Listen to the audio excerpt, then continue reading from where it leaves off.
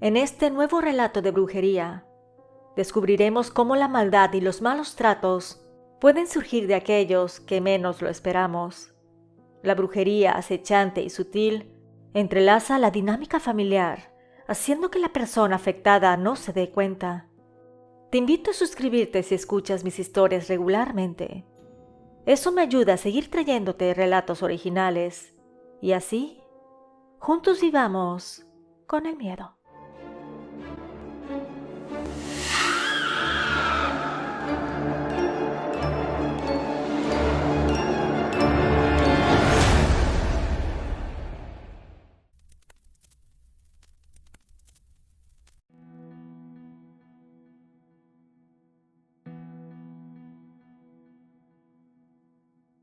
He escuchado varias historias del canal, en donde el relato demuestra que la misma familia es la que hace el daño, y también leí muchos comentarios donde afirman que eso es verdad, o incluso dicen que estamos más propensos a ser víctimas de la gente cercana a nosotros.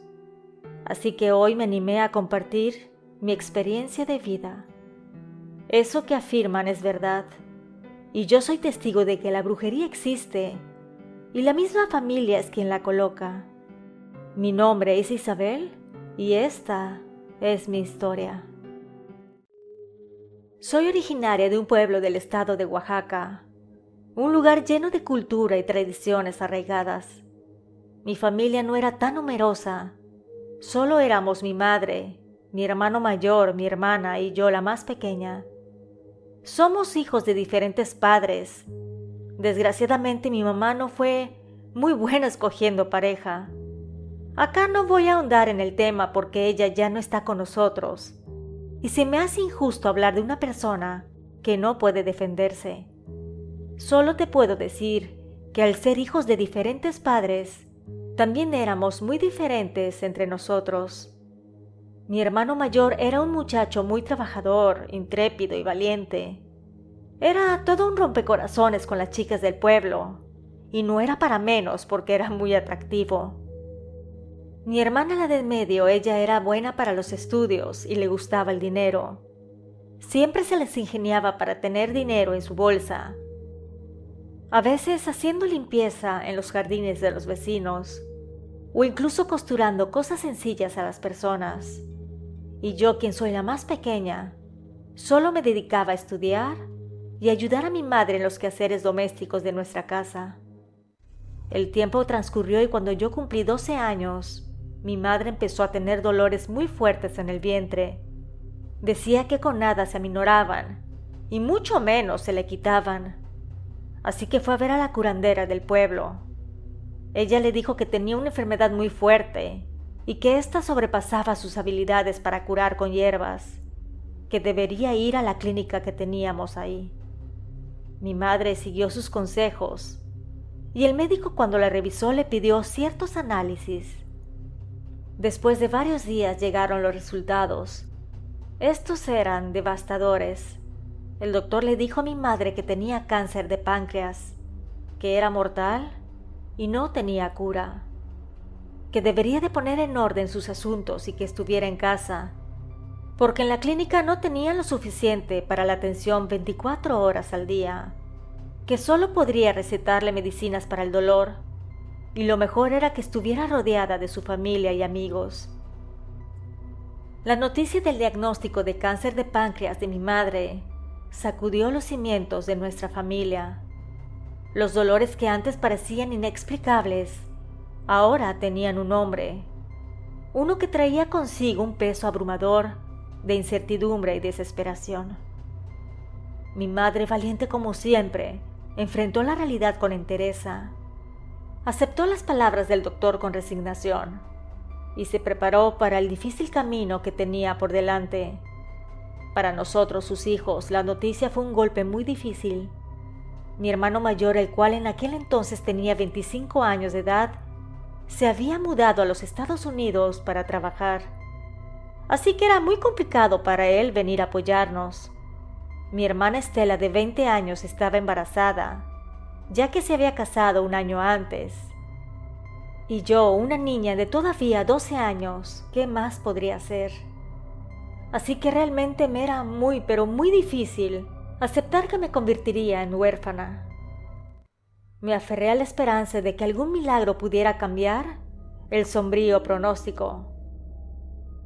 Mi madre, consciente de la difícil situación que enfrentábamos como familia, reunió a mi hermana Estela y a su esposo para tener una conversación importante.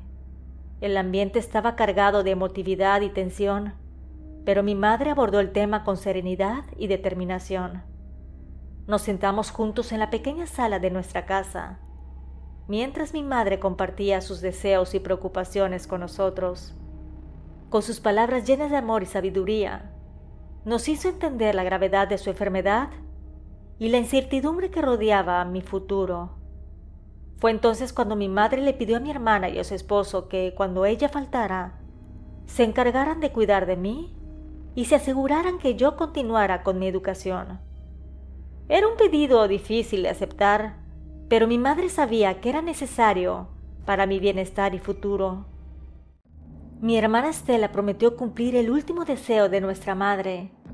Aceptó la responsabilidad de cuidarme y velar por mi bienestar, incluso en los momentos más difíciles que estaban por venir. Así que cuando mi madre partió de este mundo, se fue tranquila pensando que yo estaría a salvo. Y también yo me imaginaba que mi hermana me cuidaría y estaría para mí, pero no podría estar más equivocada. Después del fallecimiento de mi madre en el mes de mayo, enfrenté uno de los momentos más difíciles de mi vida: terminar el ciclo escolar sin su presencia. Ese fue un desafío abrumador, pero gracias al apoyo de mis maestros, logré sobrellevarlo de la mejor manera posible. Aunque el dolor seguía latente en mi alma, encontré consuelo en el cariño y la compasión que me brindaron. Mi hermano desde los Estados Unidos se esforzaba para estar presente en mi vida, a través de llamadas frecuentes y el envío de dinero a mi hermana. Procuraba asegurarse de que no me faltara nada. Este gesto de generosidad y cuidado me reconfortaba en medio de la adversidad, permitiéndome cubrir mis necesidades básicas y continuar con mi educación. Sin embargo, todo cambió cuando nació la primera hija de Estela. Ella me dijo que iban a utilizar ese dinero para la bebé, porque habían muchos gastos como pañales, ropa y leche. Yo le dije que estaba bien. ¿Qué más podría decirle? Era mi sobrina y estaba indefensa. Además, mi corazón era puro. Entonces ella me pidió que no le dijera nada a mi hermano, porque podría enojarse conmigo o con ella. Así que, de acuerdo con sus palabras, guardé el secreto. Fueron transcurriendo los meses y Estela ya no me daba ni un peso para mis pequeños gustos. Recuerdo que un día le dije que quería algunas monedas porque quería comprar unas frituras. Ella se puso como loca, que cómo le pedía eso, si sabía que no había tanto dinero, y mucho menos para tirarlo en chucherías. Sus palabras me hirieron en lo más profundo y recordaba a mi madre. Ella me trataba con mucho cariño siempre, y a pesar de ser humildes, de vez en cuando me daba unos centavos para que comprara mis golosinas favoritas. Cuando inicié el tercero de secundaria, mi hermana me dijo que ese sería el último año que iría a la escuela. Ella necesitaba ayuda en la casa con la niña, y más porque se había vuelto a embarazar. Así que quería que yo me hiciera responsable de la pequeña, para que ella atendiera solamente al recién nacido. Yo sentí muchísimo sus palabras porque una de las promesas que le hizo a mi madre era que yo estudiaría. Mi mamá quería que fuera la primera en la familia en terminar aunque sea una carrera técnica, y sí se lo reclamé. Ahí mi hermana se molestó muchísimo conmigo, y también mi cuñado, que por cierto estaba sentado en la sala viendo la televisión y tenía una cerveza en la mano. Él se levantó y me gritó que por qué hacía enojar a mi hermana, y de la nada me dio una fuerte bofetada que hizo que me cayera al suelo. Empecé a llorar y mi hermana empezó a reír. Me dijo que si quería estar en esa casa, tendría que hacer lo que ellos quisieran, y que mejor, para que no me dieran más esperanza, desde mañana me quedaría en casa para hacer los quehaceres y también para que cuidara a la niña, que ella me iba a supervisar para ver si lo hacía bien y que cuidadito hiciera algo mal porque habrían consecuencias. Le grité que le diría a mi hermano. Ella me dijo que a él yo ya no le importaba, que se había ido a vivir con una chica en los Estados Unidos y que ya no me mandaba ni un solo centavo, porque seguramente entendió que yo no valía la pena. Sus palabras me hicieron sentirme terriblemente mal, así que me levanté y me fui a mi pequeño cuarto. Cuando me encerré me gritó mi hermana que ese cuarto ya no sería mío, se lo iban a dar a su hija y que cuando el bebé naciera también dormiría ahí, para que yo por las noches también les cuidara el sueño. Sentí un nudo en la garganta mientras el peso de la realidad caía sobre mis hombros. Mi corazón se llenó de angustia al darme cuenta de que las promesas hechas a mi madre eran solo mentiras, y también me dolió ver la verdadera cara de mi propia sangre. Mi única hermana era mi verdugo. Con el paso de los meses, el silencio entre mi hermano y yo se volvió más profundo. En mi corazón crecía la creencia de lo que Estela me había dicho, de que mi hermano había olvidado su promesa de cuidarme, aunque sea a la distancia. Y él, efectivamente, se había olvidado de mí. Así que bueno, me sentía sola y desprotegida en este mundo. La llegada del nuevo bebé solo intensificó mis responsabilidades. Desde que salía el sol hasta altas horas de la noche, me encontraba trabajando incansablemente para cuidar de mi sobrina y del recién nacido. Mis días se convirtieron en una rutina agotadora y sin fin, donde el descanso y el alivio eran lujos que no podía permitirme. Me sentía cada vez más como Cenicienta, atrapada en una vida de servidumbre y sacrificio, solo con la diferencia de que no eran hermanastras, sino que era una hermana de sangre. Un día me mandó mi hermana al mercado para comprar pollo y verduras para cocinar, cuando a lo lejos vi a la única hermana de mi mamá. Ella no vivía en este mismo pueblo que nosotras, pero de vez en cuando venía con su esposo a ver a la familia de él. Cuando me vio, se acercó y me abrazó. Me preguntó que cómo estaba. Yo le dije que bien, que extrañaba a mi madre, pero que estaba bien. Ella me dijo que me veía muy delgada, que si no estaba comiendo. Yo recuerdo haber bajado la mirada y ella lo notó. Me preguntó en dónde estaba viviendo. Yo le dije que con mi hermana y su familia. Ella me dijo que le gustaría ir a verla para saludar. Yo le di las indicaciones de cómo llegar a la casa y ella me dijo que lo había entendido. Entonces, antes de despedirnos, me preguntó que por qué no estaba en la escuela. Todavía estaba en edad de estudiar. De hecho, cursaría más o menos el último año de preparatoria. Yo le dije a mi tía que solo estudié hasta segundo de secundaria, porque mi hermana necesitaba de mi ayuda con los niños. La tía se molestó, yo lo pude sentir, y me dijo que iría a ver a Estela más tarde. Cuando llegué a la casa, rápidamente me puse a preparar la comida, mientras mi hermana estaba acostada viendo la televisión con su bebé en brazos. Yo no creí pertinente comentarle que vi a la tía en el mercado. Pensé que a lo mejor ni vendría a visitarnos. Pero cuando estaba cerca del mediodía tocaron a la puerta. Era ella. Mi hermana la abrió e invitó a pasar.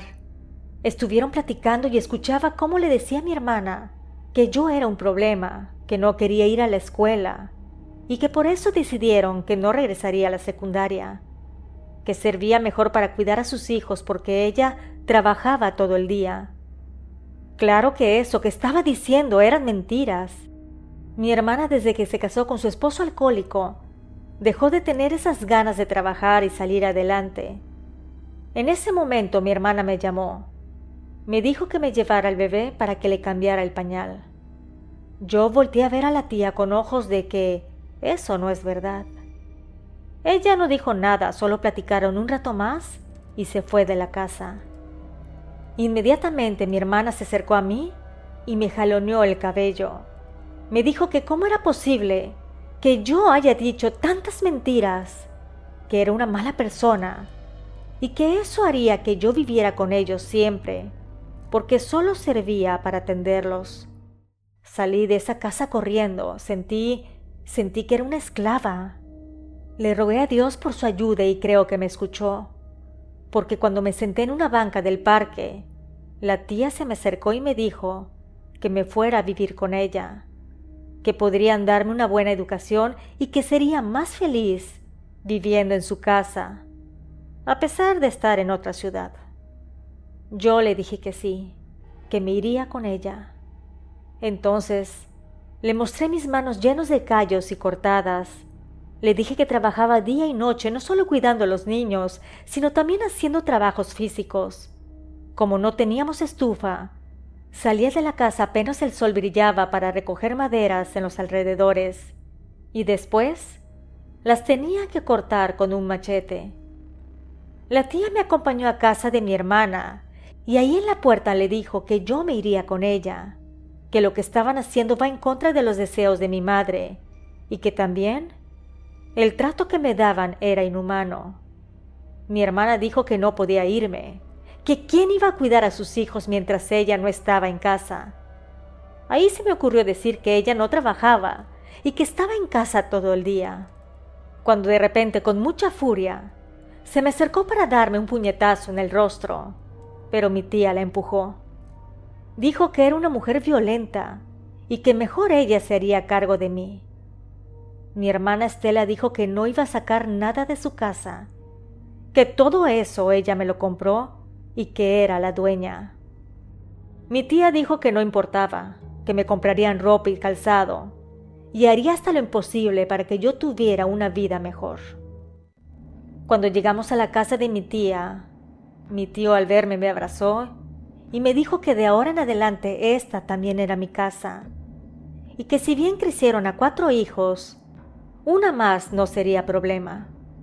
Mis tíos me dijeron que se iban a regresar a su ciudad en un par de semanas, mientras tanto que estaría ahí también con ellos, pero que evitara estar saliendo para no encontrarme con mi hermana. Yo le dije que así lo haría. Mi tía me trajo ropa y zapatos ese mismo día y me dijo que le diera la ropa vieja que tenía, así que le entregué mi blusa raída y mi falda desteñida que me hacía usar mi hermana. Al ponerme aquella blusa rosa y el pantalón de mezclilla nuevo que mi tía me dio, me sentí muy feliz. Me vi en el espejo y hasta me veía como una mujer hermosa, algo que jamás había notado. Como a los 3 días empecé a tener malestares estomacales, me daba por devolver todo alimento que comía. También comencé a tener fiebres altas. Temblaba tanto que me costaba llevarme la cuchara con sopa a la boca. Mi tía me llevó al doctor y me pusieron un par de inyecciones y me dieron unas pastillas. Sin embargo, estas parecían ser dulces porque no causaban algún efecto en mi persona. Por la noche comencé a tener pesadillas. Veía unos seres horrendos que se me acercaban. Yo del miedo despertaba de inmediato. Sin embargo, hubo una noche que no podía despertar. Cuando casi me tocaba aquel ser inmundo, sentí una mano suave en mi hombro. Al voltear a ver, vi a mi madre. Me decía que no tuviera miedo, que yo era buena, y que eso hacía que la maldad me deseara pero no pudiera alcanzarme. Dijo que le habían dado la oportunidad de verme para advertirme que yo tenía un mal, que estaba a pocos días de morir, y que eso la mortificaba mucho porque no era mi tiempo todavía. Me dijo que le dijera a mi tía, es decir, a su hermana, el nombre de Conchi, que ella sabía quién era la mujer, que no lo olvidara. En ese preciso momento abrí los ojos y me senté de inmediato en la cama bañada en sudor y repetía el nombre de Conchi. Entonces le grité a mi tía. Ella rápidamente vino y prendió la luz y me cuestionó qué estaba pasando. Le dije que había soñado con mi madre. Me dijo que deberíamos llamar a Conchi, que ella sabía quién era la mujer. Mi tía se puso pálida. Ahí me dijo que sí sabía quién era. Entonces le dije que teníamos que ir pronto, porque según mi madre yo estaba a punto de morir. Al día siguiente salimos a ver a Conchi. Ella vivía a 2 horas de mi pueblo, así que tomamos el autobús para que nos llevara a aquel destino. Cuando finalmente llegamos al pueblo donde vivía aquella mujer, con paso firme mi tía y yo nos dirigimos hacia la vivienda de aquella señora. Al acercarnos a la pequeña casa sentí un escalofrío. Mis manos temblaban ligeramente mientras tocábamos la puerta, conscientes de que el momento de la verdad se acercaba. La señora Conchi nos recibió como si pudiera leer nuestros pensamientos más profundos. Mi tía la saludó y le dijo que recibimos un mensaje del más allá, donde mi madre me avisaba de algo que estaba a punto de suceder y que no era nada bueno. La señora nos invitó a pasar a un pequeño cuarto donde estaba su altar. Olía a hierbas y también animales, ya que esta señora criaba gallinas negras. Me dijo que yo tenía un trabajo de brujería, pero que la intención no era que yo muriera, sino que enfermara si yo no estaba en donde pedían que yo estuviera. Me dijo que una mujer y un hombre querían que yo estuviera con ellos, tenían intereses en mi persona. Dijo que fueron con una bruja para pedir un amarre, pero no amarre de amor, sino un amarre físico.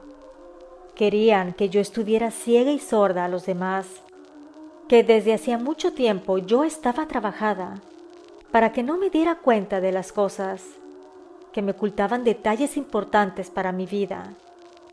Ellos querían que regresara, si bien para seguir haciendo lo que quisieran de mí, también por intereses monetarios. Yo le contesté que mi hermano antes nos enviaba $, para que yo fuera a la escuela y también para que tuviera una buena alimentación, pero que mi hermana me había dicho que mi hermano se había casado y se olvidó de mí. La curandera Conchi empezó a reír y dijo que mi hermano no se había olvidado, que veía en su mente que él enviaba una buena cantidad de dinero para que yo tuviera una buena vida y que él tenía la intención de llevarme a donde él vivía, solo que no era el tiempo todavía.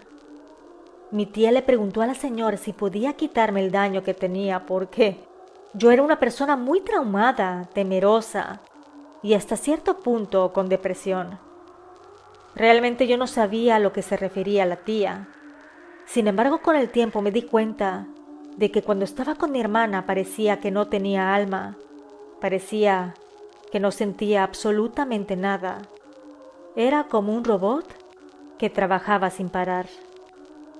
Doña Conchi me dijo que tendría que quedarme con ella 3 días, porque además de las limpias, necesitaba despejar mi mente, mi espíritu, y hacerme entender de que yo valía mucho más de lo que me habían hecho creer. Mi tía me dejó ahí los 3 días. Incluso antes de irse me compró un par de prendas de ropa para que usara. Cuando llegó por mí el día acordado, yo me sentía muchísimo mejor y mi semblante era otro. De regreso a mi pueblo, mis tíos decidieron adelantar el viaje, no sin antes hablar con mi hermana para pedir, o mejor dicho, exigir el número telefónico de mi hermano. La tía quería hablar con él para decirle lo que estaba sucediendo y que de ahora en adelante yo estaría viviendo con ella. Cuando llegamos a la nueva ciudad, me sentí liberada de un yugo. El aire se sentía diferente y hasta el cielo lo veía más azul. Le llamamos a mi hermano y él, al escucharme, se alegró. Me dijo que siempre hablaba, pero que mi hermana le decía que yo no estaba, que estaba en la escuela, o miles de pretextos más. Ahí rompí en llanto y le conté todo. Él estaba furioso porque mes con mes me mandaba una buena cantidad de dinero para mi uso. Sin embargo, yo no veía ni un solo centavo. Yo creo que por eso mi hermana dejó de trabajar y usaba mi dinero para sus gastos. En ese momento sentí mucha rabia. Sin embargo, me dije a mí misma que ya no vivía con ella y que tendría una vida mejor. Mis tíos inmediatamente me inscribieron en la secundaria y posteriormente estudié la preparatoria abierta. Cuando iba a iniciar los estudios de una carrera técnica, mi hermano vino de los Estados Unidos a buscarme. Me dijo que ya tenía papeles legítimos en ese país y que quería que me fuera con él para abrirme paso en el país vecino. Al día de hoy ya tengo 48 años, me casé y tengo 2 hijas. Estudié una carrera técnica y trabajo hasta la fecha en una agencia de viajes ya que hablo español e inglés. Mi vida es mucho mejor y soy feliz. A mi hermana Estela no la he visto desde que salí con mi tía hace años y creo que jamás la volveré a ver. Supe que muy al inicio, cuando mi hermano dejó de enviar el dinero de mi manutención, ella le llamaba para pedir apoyo, pero mi hermano también cortó toda comunicación. No cabe duda, en esta vida hay gente malvada y abusiva, pero que me torture mi propia hermana, mi propia sangre, creo que eso no tiene perdón. Gracias a la suscriptora por la confianza. Si te ha agradado este relato, te invito a suscribirte, darle like y compartirlo. Con estos pequeños gestos, ayudas a que mis historias lleguen a más personas. Nos escuchamos pronto. ¿Y tú, vives con el miedo?